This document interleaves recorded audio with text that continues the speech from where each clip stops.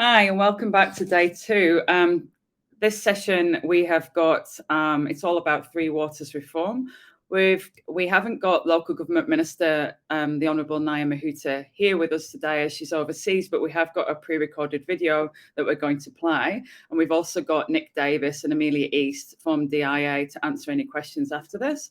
So what I'll do now is we'll play the video and then we'll move to the Q&A. Tēnā koutou katoa. I'm pleased to join you once again and to have the opportunity to speak at the annual Building Nations Symposium today. To start, I want to acknowledge the event organisers, Infrastructure New Zealand, for yet again bringing together such a fantastic program. Sadly, I'm unable to attend this year's proceedings to hear more about the progressive and innovative mahi going on across the sector. My regards as well to all the members joining today. I know there's been a keen interest from the sector in the Three Waters reforms over the last few years, with many of you having personally contributed to the design of the reform proposals and continuing to bring a strong voice to the conversations moving forward. Thank you. Infrastructure New Zealand's support in this mahi has been paramount in grounding the proposals in the realities and challenges that the sector is facing in designing a model that suits our New Zealand context. Beyond this, there's been a clear commitment from the sector to take advantage of the opportunity before us and to be aspirational about what our Three Waters systems across Aotearoa could look like in the future. The momentum to progress Three Waters reform has been due in part to the contribution of peak body organisations such as yourselves and an intimate understanding of the problems we are trying to fix. As you will have undoubtedly heard, the government has recently taken decisions to progress the reforms by creating 4 publicly owned water service entities. This decision puts the collective interests of all New Zealanders first to ensure all communities can access the benefits of these reforms. For decades now, central and local government have discussed the challenges facing councils in delivering affordable drinking water, wastewater and stormwater services to communities. But for some reason, councils have not been able to lead a solution that can work for everyone.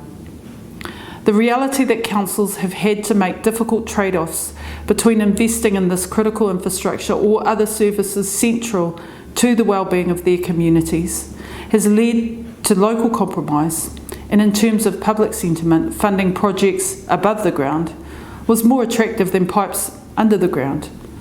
In many respects, it will be difficult to throw money at waters infrastructure until something goes wrong, and all too often it has. Unfortunately, as many of us here will have seen firsthand, these trade-offs have often resulted in critical asset maintenance and upgrades being put off. This has led to years of underinvestment in our pipes and plants, delayed maintenance and repairs, and greater costs to ratepayers in the long run. Latest estimates show that the investment needed to replace, maintain and upgrade existing pipes and plants across New Zealand is up to $5 billion per year in capital expenditure over the next 30 to 40 years. Without event taking operating expenditure into account, this is more than what taxpayers spend on education and health combined. This is why we're taking decisive action to ensure safe, clean water for all communities across Aotearoa for generations to come, and protect households from ballooning costs and future-proof for the compounding impacts of climate change and population growth. To delay would only push these problems onto our mokopuna and future generations, increase future household costs and put livelihoods at risk, and I don't want that.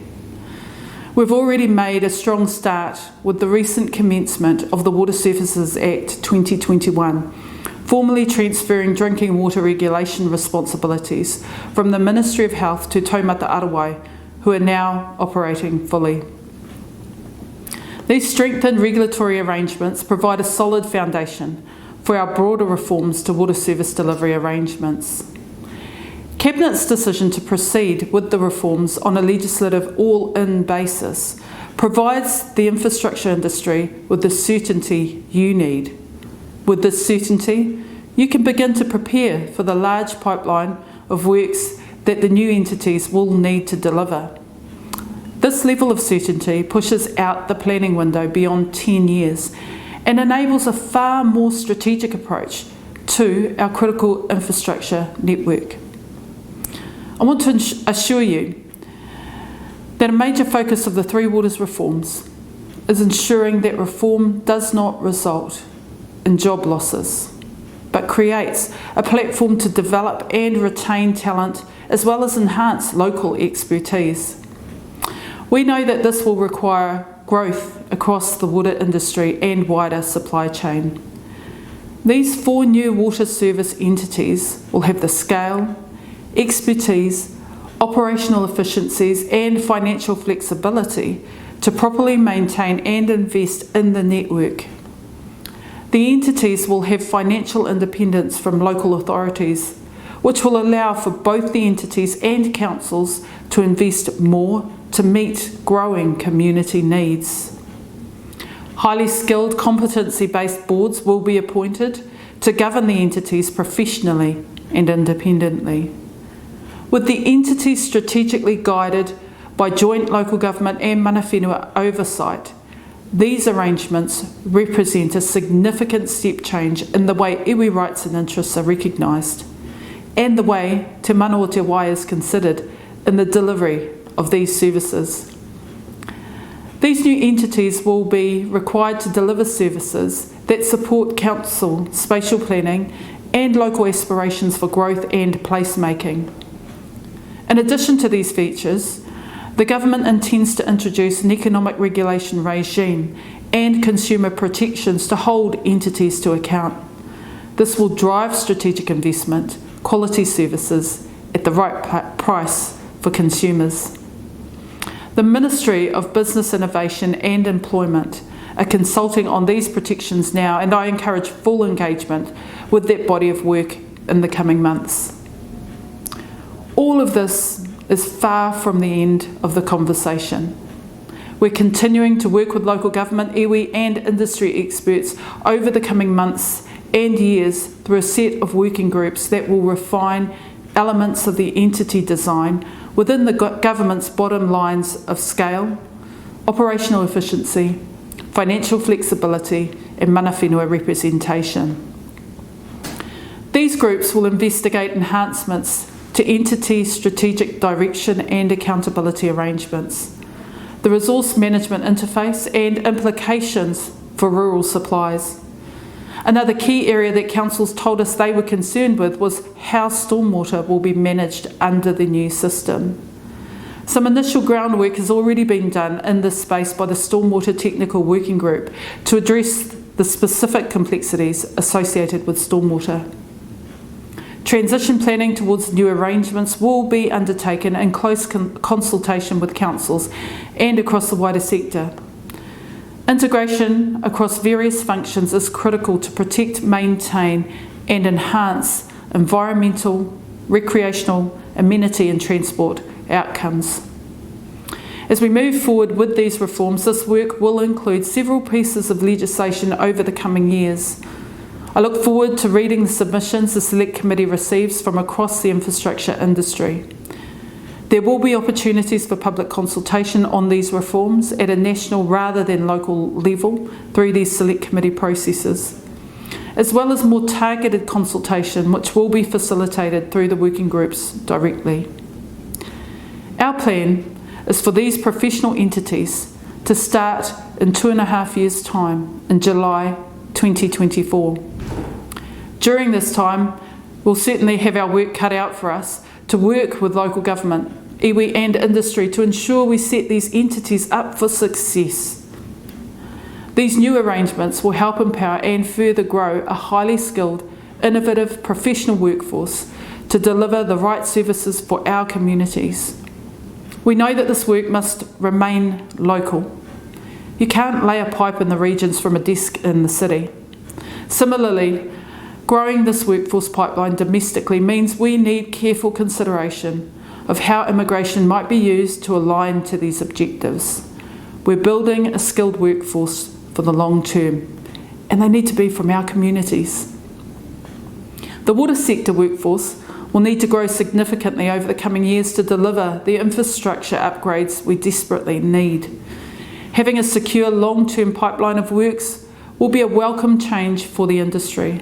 It will allow innovative procurement, enable long-term planning throughout the supply chain, encourage investment and help to drive innovation and productivity growth in the sector. The uplift in the rate of investment will also create substantial employment, with the creation of between 6,000 to 9,000 new jobs, boosting our economy by between 14 to 23 billion over the next 30 years. Increased investment will impact every corner of the economy, with rural and provincial regions expected to experience the greatest economic impacts relative to the size of their local economies. To lead and coordinate this transformation process, we're ramping up a national transition unit that will continue to build on the partnerships that have been established across local government and the sector. This unit will work closely with the water sector, as well as with local authorities and iwi Māori, so that the transition is a successful one with minimal impact on business as usual over the next 2.5 years. A condition of the government's $2.5 billion package to support local government transition through the reforms is that councils continue to invest in accordance with their long-term plans through the transition period. We value the expertise that your members bring to the table. Your voices and knowledge will be crucial to identifying areas we can improve, to finding quick wins and building trust in the transition across the wider infrastructure sector. With the certainty of reforms ahead, we now have the space and real opportunity to move forward together and bring these aspirations that the industry and in fact all of Aotearoa have for our three waters into reality. I look forward to working closely with many of you through this transition period, and I'm critically mindful that key to developing the right policy settings is execution and implementation. Our transition unit will bring this focus to our next steps. I acknowledge implementing these reforms within the proposed timeframe will be a highly complex and challenging process, involving a range of transition activities and tasks and the management of a number of significant risks. However, I'm confident that if central government, local government, iwi and the industry continue the partnership we've formed, this can be successfully delivered. I'm really keen to ensure that by continuing in this way we can create the best context for addressing such a complex set of challenges. But I'm going to need your help to do that. Together, with our collective strength, we can build a world-class three waters system, supported by local government sector and our communities. They're at the heart of what we want to do, and certainly so is our environment. Nō reira, kei au koutou, ngā ringaringa waiwai mō tēnei tuāhuatanga. Thank you all for your support. Thank you for your ongoing commitment to this reform. Tēnā koutou katoa. Right, thank you. Infrastructure New Zealand supports the Three Waters reform because the status quo just isn't working. We know there's been a lot of opposition to the government announcement, but when you boil it all down, there's plenty of misinformation bandied around about there doesn't seem to be any useful alternatives being put forward. We think that 4 standalone entities owned by local government would result in a better outcomes for New Zealand and New Zealanders. The government is committed to include safeguards ensuring that communities will be the ultimate guardians of public ownership. As the reforms progress, INZ will be particularly interested in the entity design, especially the governance and accountability arrangements. So we'll be keeping a close eye on that. We are now going to move into Q&A, and at the bottom of your screens, you should have a little button that says live Q&A, and we encourage you to start putting some questions through into that so that we can ask the officials here at DIA questions. So who I have here with me today is Amelia East, who is the Establishment and Transition Director at Department of Internal Affairs, and Nick Davis, who's the Chief Strategic Advisor for the Three Waters Programme, also at Department of Internal Affairs. Amelia East is heading the work of the National Transition Unit, which is tasked with executing the government's Three Waters reform decisions in a way that successfully creates four water service entities while ensuring the implementation approach is efficient, effective, and minimises disruption to communities and consumers. Amelia has a strong private sector international experience in M&A, infrastructure, transport, and commercial projects. And she started her working career at DLA Piper before qualifying as a solicitor and then working for companies such as Shell in their global supply chain and downstream business. Since moving to New Zealand, she has held senior roles in both local and central government, working on major projects such as infrastructure funding and finance, Auckland Light Rail, Three Waters reform, and Let's Get Wellington Moving. Nick Davis has been seconded to the last 18 months from Martin Jenkins to the Department of Internal Affairs, and he's an ex-colleague of mine. But Nick is an experienced economist and public policy expert who has advised governments on a wide range of economic, regulatory, and machinery of government issues. His key skill is breaking down problems to their essence, drawing on evidence and analysis to identify the best solutions, and packaging advice to decision makers in ways that enable them to make confident decisions. Nick has specialist skills in public policy analysis and evaluation, public sector financial management, and economic and financial management. So I welcome you both here today. Okay, let's kick off. We've got quite a few questions coming through. So hopefully I can see them. I've got my glasses on today, which I didn't have on yesterday, and it was very hard to see the questions. So starting with you, Amelia, how will the National Transition Unit address the likely disruption to the water operations during the transition from councils to the water service entities and the resultant impact on productivity and the work output?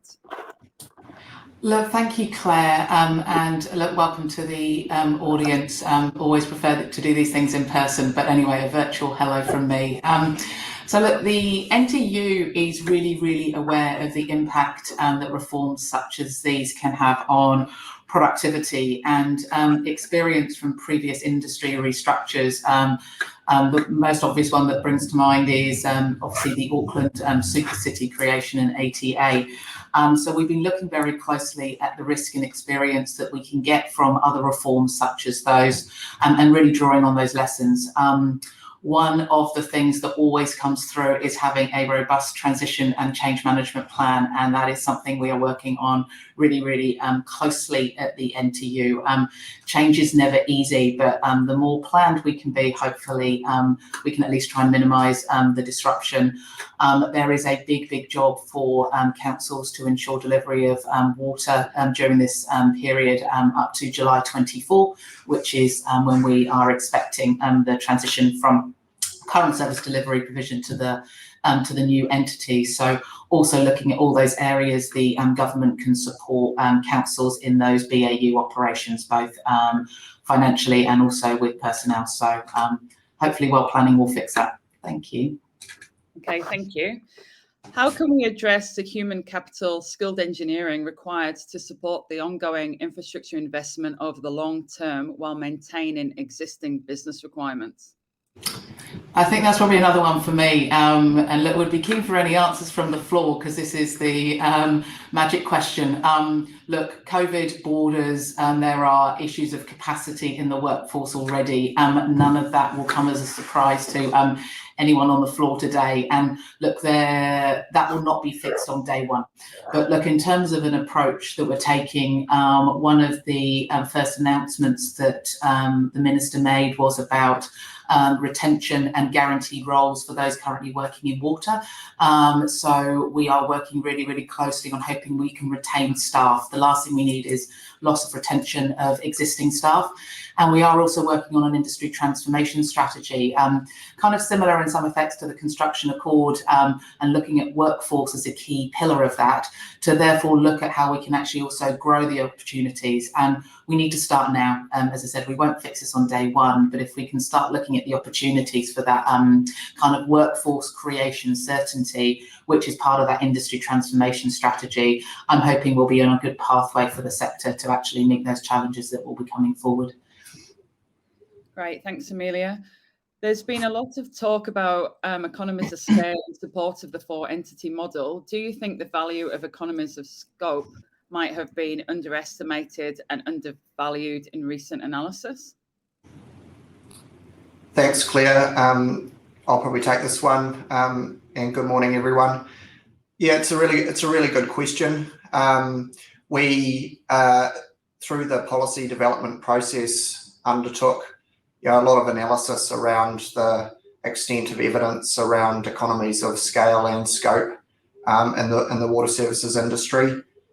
What is really clear when you look at the New Zealand industry and 67 separate council suppliers of a range of different sizes, that there is significant scope for operational efficiencies. And if we are going to ramp up investment, the capital investment required to catch up on the infrastructure deficit to improve service delivery, then we need to be very focused on how efficiently we are doing that.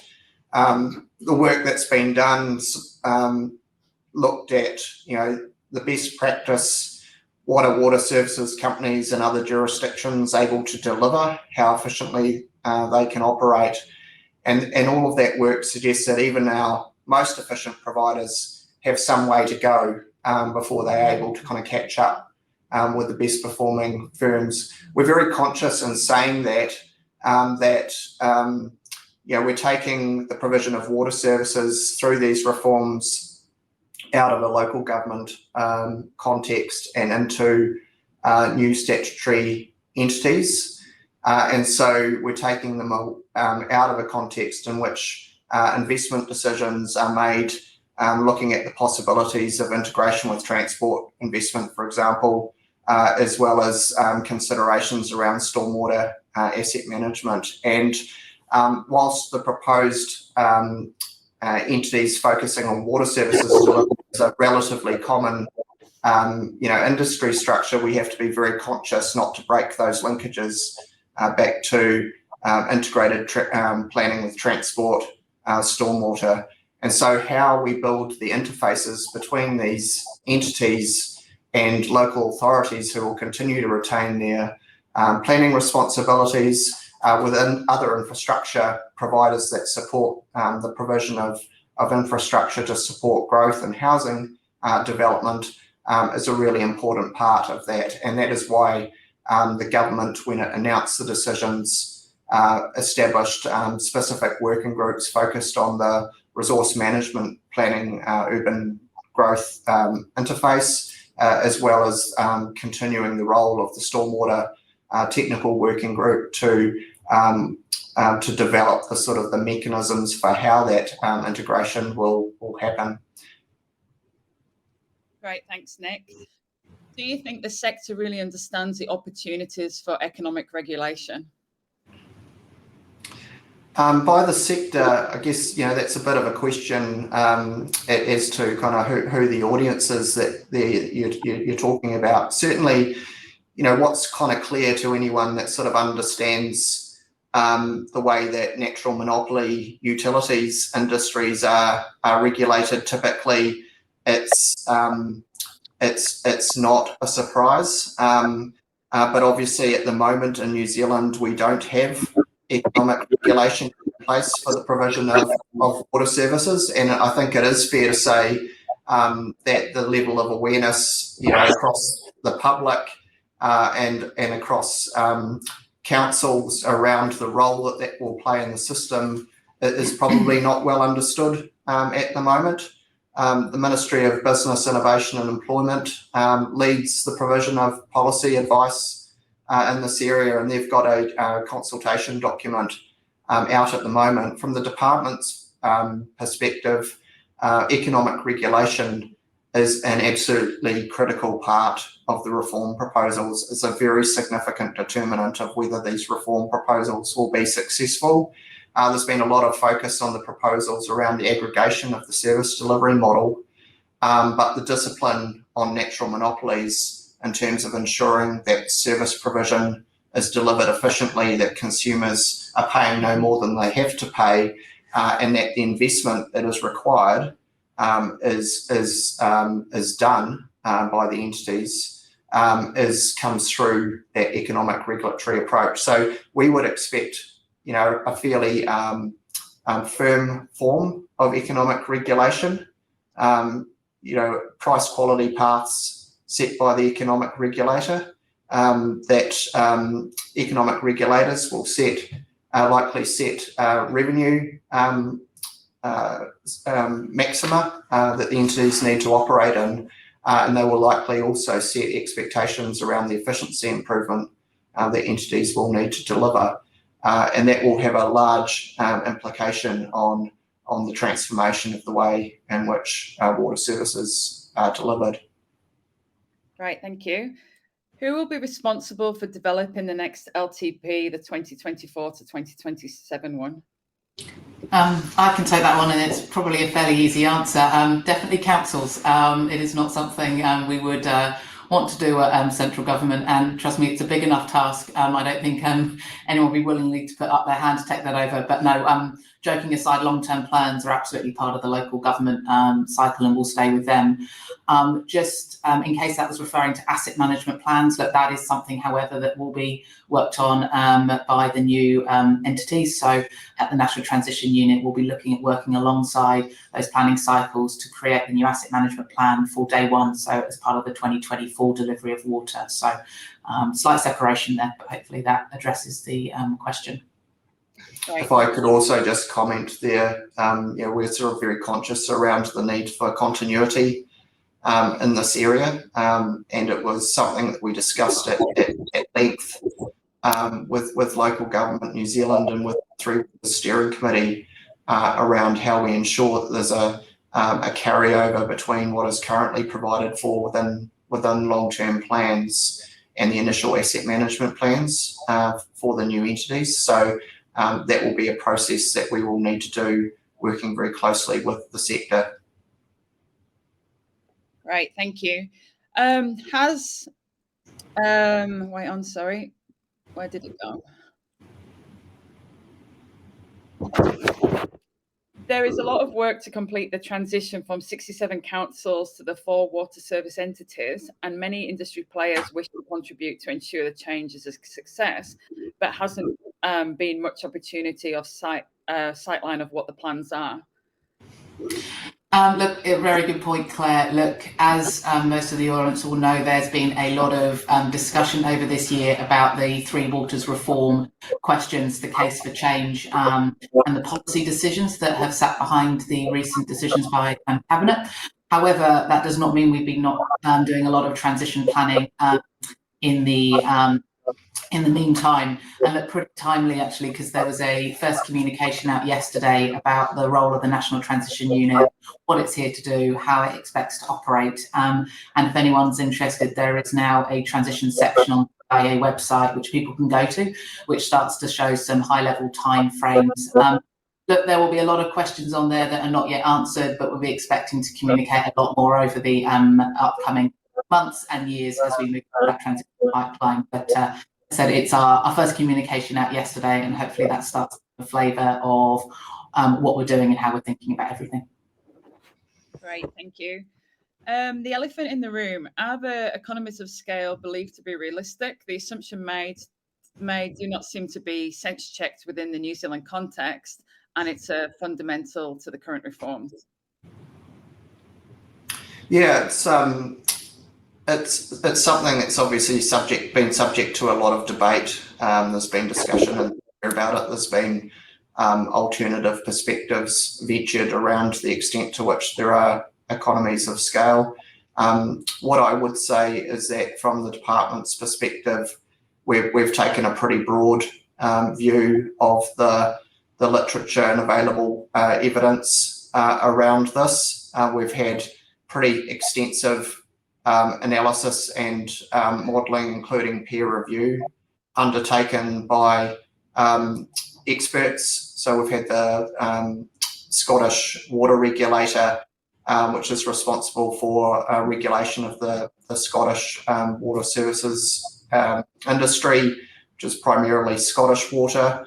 They've been in that business since the reforms in the late 90s, early 2000s in Scotland, and they can look back at significant improvements in efficiency in excess of 45% operating efficiencies over the time since those reforms.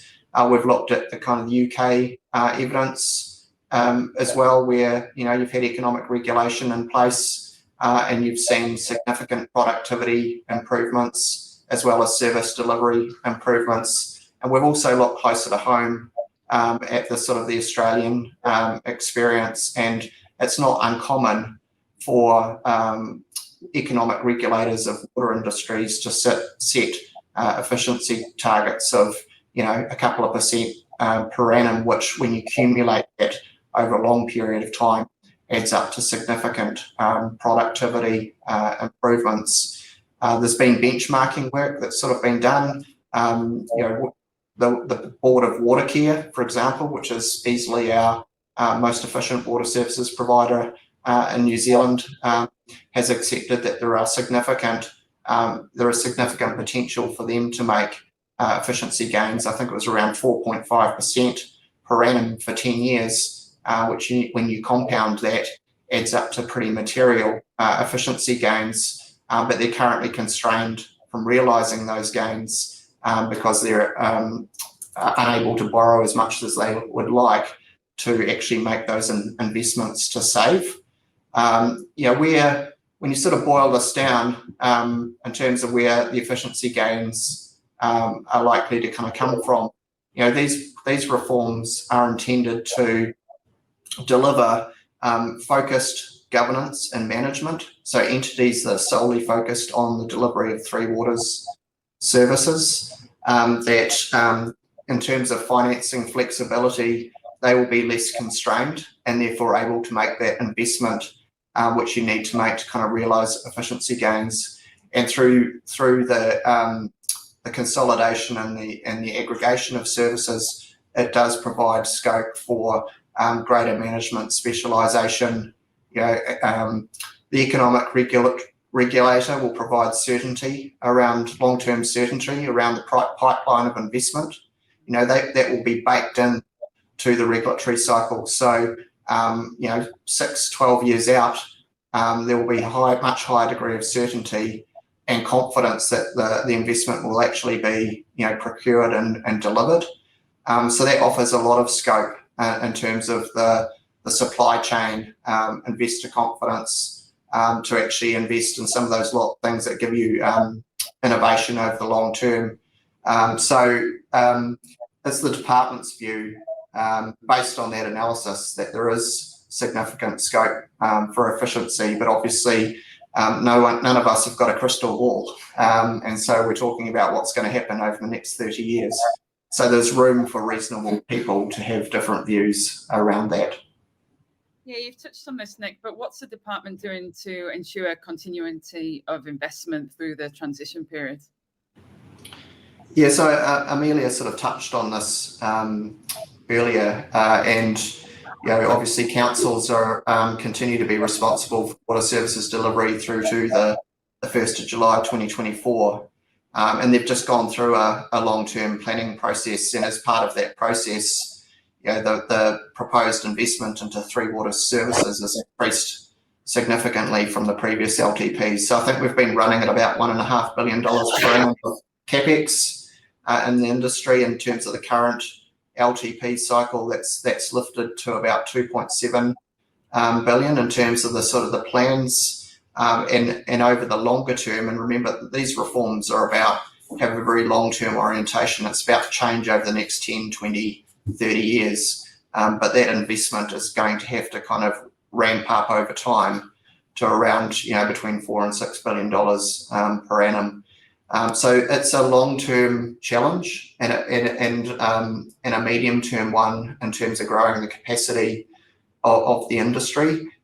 We're very conscious that you know, we want that investment to continue, and part of the conditions around the $2 billion Better Off package that the government has put in place is to support the sector to kind of maintain those commitments through the existing LTPs. But obviously the reforms are not the only disruptive factor here. You've got COVID, borders and other things, and you've got supply chains under pressure. So, you know, we're going to have to monitor that situation and keep a close eye on it. Yeah.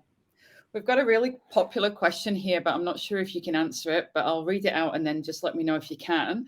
Any comments on the court case Whangarei, Timaru and Waimakariri have just lodged against Minister Mahuta and Paul James regarding the interpretation of ownership and what this will mean regarding to the Three Waters reforms?